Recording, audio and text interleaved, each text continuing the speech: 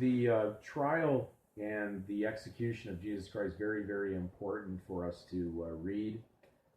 It will give you uh, clarity on the journey that you're on, seeing the details that were in the accounts in the Gospels regarding that. Uh, the uh, the fact that Jesus was found no fault, no blemish, no error, and yet still executed by the civil system is very, very important because he took on uh, the debt, uh, basically, of all the sin, all the error, especially these nations, and all the people that were promised to be blessed through the seed of Abraham, which led to Jesus Christ as the king. So when they executed him, even though he was of a de jure, the highest power of authority as a king, the accusation against him was that he was doing this on a de facto or on a legal manner to be a physical king that was going to try to overthrow the Romans at that time, which he had already stated that his kingdom was not of the world, of the material world.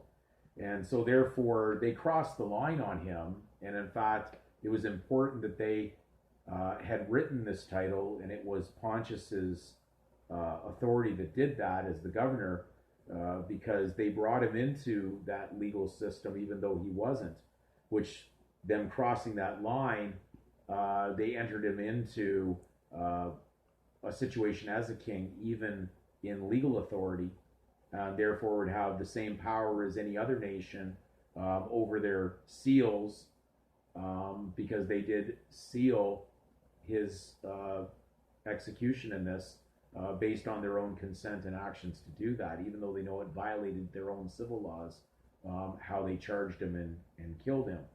So very important scripture that we're going to go to, because the word sin and the word debt are synonymous words. So when we see the word sin, it's a penalty for violating the law. And Jesus, of course, not having been guilty of sin, was executed for sin and debt. And this is the important message that I hope I'm making clear.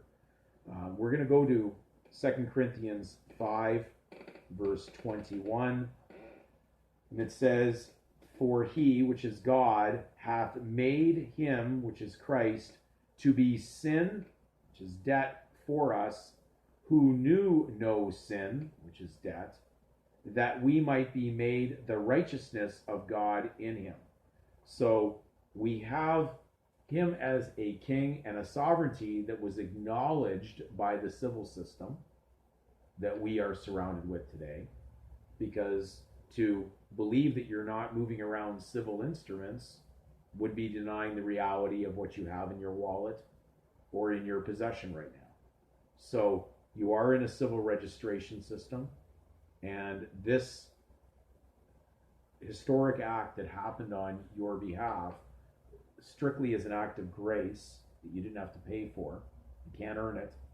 He stepped up for you, unlike the lawyers who will never stand up and take the hit when it comes down to representing you.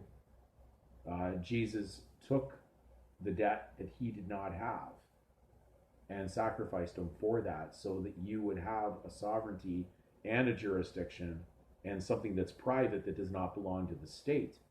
And at the same time, the state is still required to look after their own jurisdiction with you not interfering anymore from private into public. So hope that this video has brought you a little further in the journey, and we'll do our best in the future videos to clarify even further.